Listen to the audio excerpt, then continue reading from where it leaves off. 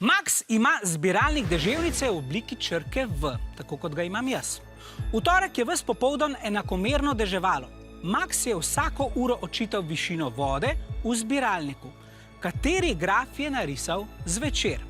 Graf A, graf B, graf C ali graf D?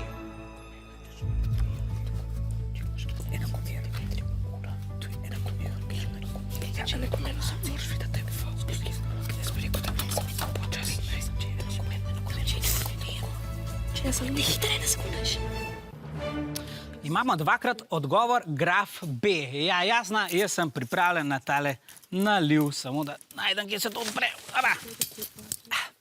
Ker je danes sončen dan in ker nimamo časa ves popoldan, sem jaz tale eksperiment malce priredila. Tukaj imam posodico v obliki črke V in sem bom zbirala dež. Zdaj, dež bo pa predstavljal tale veliki sodček, namreč, ko bom tole pipico odprla, bomo lepo ujeli enakomerno padanje dežja.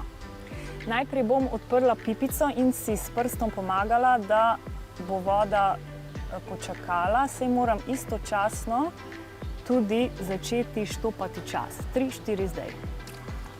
Takole, zdaj je dež začel počasi padati in vidimo, da spodaj relativno hitro narašča.